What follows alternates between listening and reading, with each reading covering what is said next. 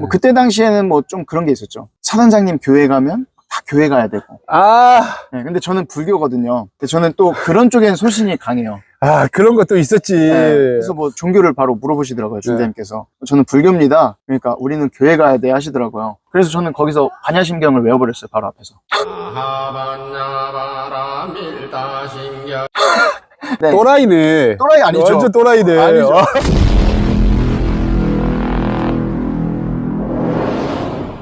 부사관 몇 년, 장교 몇 년 했죠? 병사 10개월, 부사관 2년 6개월? 오케이. 네, 그리고 장교를 제가 한 7년 3개월 정도 한 것 같은데요. 옛날 이야기, 라떼는 이야기 한번 해볼게요. 라떼 춤을 한번 배워야 되는 또 얼만큼 당하셨는지. 근데 뭐 사실 저는 막 엄청 당하고 그런 건 없어요. 제가 당했던 부조리라고 치면은 저는 전차부대여서 네. 뭐 이등병 때 빨래 그냥 소대였는데 뭐 그런 거 다 하는 거. 이등병이 빨래를 해요? 네, 이등병이 빨래 다 걷어서 그러네. 널고. 내가 얼굴만 보면 동안이라서 저랑 한 10살 차이 나는 것 같은데. 맞네. 그 시대에 맞아요. 네. 근데 뭐 그때 사실 저는 그런 부조리는 괜찮았는데 네. 고참들이 괜히 괴롭혀요. 혹시 원피스 만화 아시나요? 알고는 있죠. 네, 저는 만화를 되게 좋아해요. 네. 그때 싸지방이라고 네, 하죠. 알고. 사이버 지식정보방. 네. 거기 가서 그거를 보고 있는데 네, 어떤 상병이 저를 자꾸 오타쿠라 그러는 거예요. 네, 오타쿠 같이 생겼나요? 뭐 아닙니다.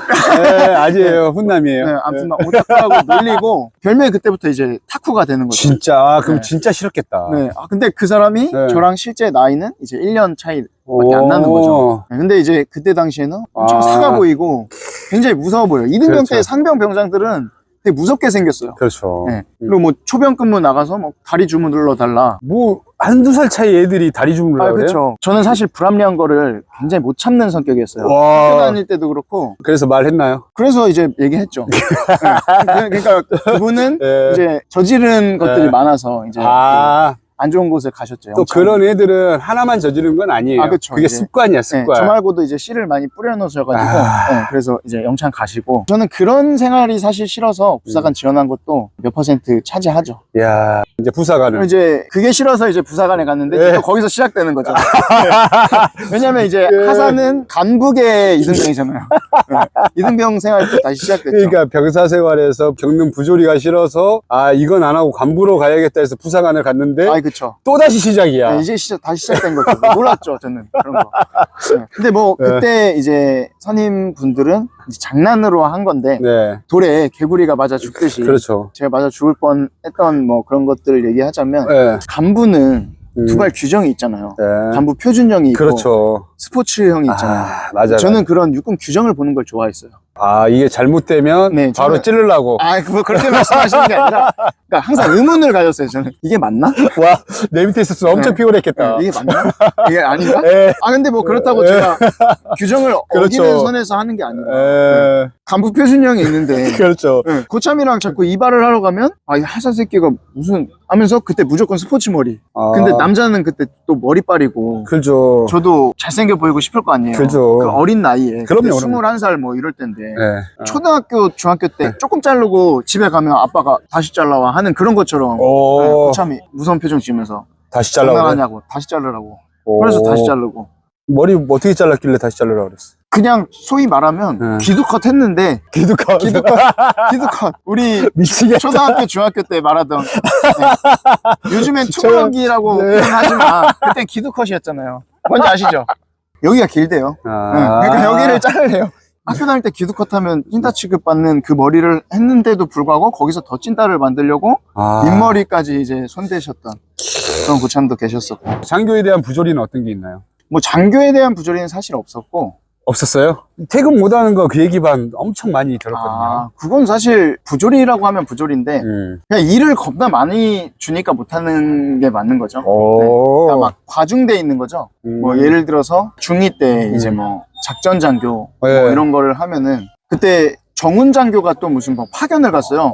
제가 작전 장교도 하고 정훈 장교도 하고 보직이 이제 늘어났지. 네. 그리고 부병대대는 사실 교육 장교가 따로 없어요. 그래요? 네, 그러면 교육 장교 임무까지 같이 하는 건데 몇 주차 몇 주차 교육 일정 다 짜야 그거 되잖아. 다 짜고 뭐 하고 뭐 하면은 빨리 퇴근을 할 수가 사실 없어요. 네. 근데 한 명한테만 또 그 일이 이렇게 몰아져 있으니까. 그렇죠. 그런 것들 그런 거 말고는 사실 뭐 부조리는 없었고 네. 뭐 그때 당시에는 뭐 좀 그런 게 있었죠. 사단장님 교회 가면 다 교회 가야 되고. 네, 근데 저는 불교거든요. 근데 저는 또 그런 쪽엔 소신이 강해요. 그런 것도 있었지. 네. 뭐 그래서- 사단장님 집에 김장하면 장교 와이프들 다 따라가야 네, 되고. 뭐 저는 그런 거는 실제로는 못 봤는데 옛날에 그랬다고 하더라고요. 옛날에 그랬대, 네. 옛날에. 그래서 뭐 종교를 바로 물어보시더라고요, 중대님께서. 저는 불교입니다. 그러니까 우리는 교회 가야 돼 하시더라고요. 그래서 저는 거기서 반야심경을 외워버렸어요, 바로 앞에서. 네. 또라이네. 또라이 아니죠. 완전 또라이네. 아니죠. 네, 바로 외워버리니까 너는 네. 불교 신자니까 오지 마라. 저는- 사단장님 앞에서 아니죠. 중대장 네, 앞에서 했죠. 중대장님. 다행이네. 중대장 저 또 사장님 찾아가서 그랬다고. 네. 토요일 날은 무조건 또 다 축구하러 나가야 돼요.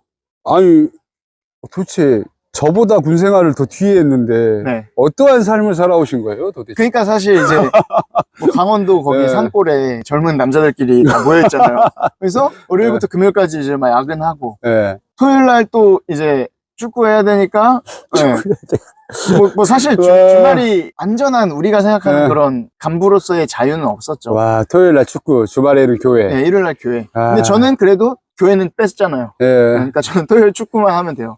축구 했어요, 근데 축구는? 그쵸, 했죠. 저는 야구 좋아합니다. 안 했어요? 왜? 그거는 못하겠더라고요. 네. 제가 한 번 여자친구가 네. 저희 그때 부대가 속초 인제 그쪽이라서 네. 속초까지 한번 면회를 왔어요. 금요일 날. 네. 그래서 저 여자친구랑 속초에서 놀고 다음날 아침에 일어났는데 제가 축구를 안 나갔잖아요. 네. 여자친구인데 축구 어떻게 나가요? 그럼요. 서울에서 왔는데 네. 대대장님이 너는 부대를 생각하지 않는 작전장교다 와. 라는 소리를 제가 듣고 내가 이런 소리 들으면서 해야 되나 라는 생각을 그때 딱 했죠.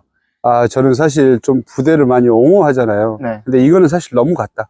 이 부분은 그쵸. 너무 갔어. 제가 뭐 맨날 안 나간 것도 아니고 네. 저 한 번 여자친구 와서 안 나갔는데 예를 들어서 부대 무슨 뭐 행사가 아니라 네. 그냥 그 축구 한 번 안 나갔다고 그렇죠. 제가 야. 부대를 사랑하지 않는 군인이 된 거죠. 그 한 번으로. 주말에 쉬라고 주말 주는 건데. 그쵸. 어떻게 보면 주말까지 출근을 시키는데 내 의지랑 상관없이 그리고 명령도 아닌데 밑에 사람이 알아서 그쵸. 그냥 기어라 이거잖아. 그리고 그 사람은 밑에 애들이 많으면 자기 공이잖아.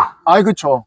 자기의 공인 거잖아. 제 부하들이 그쵸. 이렇게 우리 위해서, 예. 땡땡대대는 초급 간부들이 이렇게 참여를 잘합니다. 딱 어깨 한번 할 수 있잖아요. 그러니까 우리 부대는 저를 통해서 일심동체가 됩니다. 맞아요. 그러니까 그런 거 가면서 네, 일심동체 오랜만에 듣네요. 저보다 군생활을 늦게 했는데 저보다 더 힘든 군생활을 하셨는데요. 저는 그런 쪽에서 힘들었다면 네. 이상사님은 또 다른 쪽에서 힘드셨을 것 같은데. 특수부대가 굉장히 좋은 게 훈련이 빡센 부대일수록 그 후적인 게 좀 편한 것 같아요. 왜냐하면 고참들도 이제 내가 들어가서 갈고야지 하는데 피곤해서 이제 쓰러지는 거지. 그런 경우들 많아요. 야, 너희들 오늘 몇 시까지 집합해? 근데 안 와. 왜 안 오지? 딱 가보면 이제 자고 있어. 그럼 어떻게 해야 돼요? 네? 깨워서 혼나야 돼요? 아니면 아니죠. 주무시게 놔둬야 그러니까 돼요? 짬들이 다 있잖아. 그리고 그 사이에 좋은데 그런 상황을 만드는 고참이 있고 또 중간에서 천사 같은 또 고참들이 있어요. 천사 같은 고참들이 기다리고 있다가 또 그 고참이랑 또 친할 거 아니에요. 애들 기다리는데 어떻게 하실 겁니까? 그러면 그 고참 진짜 쿨해요. 피곤하니까 오늘 그냥 애들 다 그냥 돌려보내. 아무 일 없이 돌아가면 오히려 그 순간에 행복할 것 같아요. 아니면 와, 왜 불러가지고 이랬어. 때릴 거면 때리지 막 이럴 것 같아요. 오늘 끝났다. 무사히 넘어가요. 예, 결산이라 그랬어요. 그거를 예전에 결산을 많이 했죠. 근데 그것도 제가 군생활 한 4에서 5년 차 정도 했을 때 확 구대가 변하는 시기가 있어요. 오해하시면 안 되는 게 지금 군대는 많이 발전하고 많이 그쵸. 변했습니다. 많이 변했습니다. 그래서 좀 안타까운 게 특수부대가 특수부대의 멋을 좀 잃어가는 것 같아요. 가혹행위나 필요 없는 것들은 당연히 없애져야 되지만 정말 우리가 해야 될 것들도 사실 좀 너무 약해지고 있지 않나라는 생각도 해요. 예를 들면 잘하는 사람들은 항상 엘리트야. 근데 패급들도 있을 거 아니에요. 맞아요. 그들을 끌고 가기 위해서는 사실 어느 정도의 그런 것들도 있어야 되는데 어떻게 보면 패급들의 권위가 높아지면 말은 계속 패급들만 하거든요. 하향 평준화가 되잖아요. 그래서 군생활은 여건이 좋아졌어. 만족성이 더 높아야 되는데 오히려 계속 좋아지면 좋아질수록 말이 더 나오는 이유는 저는 이거는 엘리트들의 입에서 나오는 게 아니라 패급들의 입에서 나오는 거예요. 그런데 엘리트들도 당연히 말은 하겠죠. 어떤 거냐면 훈련을 좀 더 실전적으로 하고 싶다.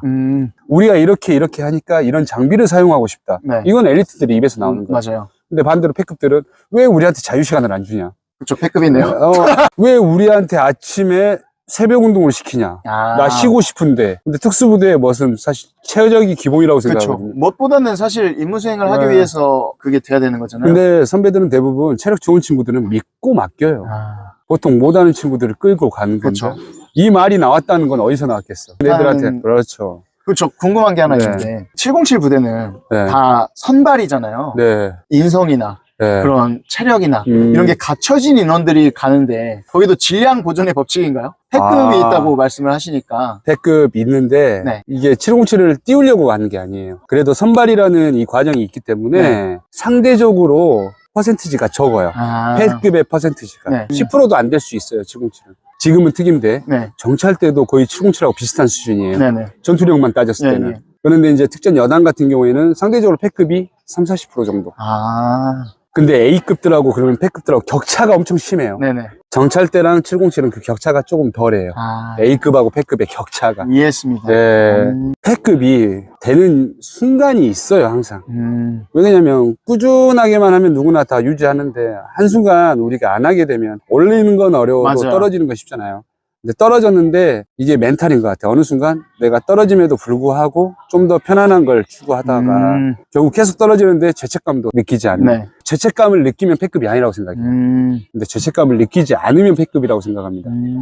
왜냐면 죄책감을 느끼면 내가 못하니까. 네. 그래, 선배들이 하자는 대로 하는 게 맞는 것 같아. 근데 반대로 내가 능력이 없는데 계속 불만만 불만, 이 불만으로 내가 부대를 바꾸려고 하는 거야. 자기 합리화.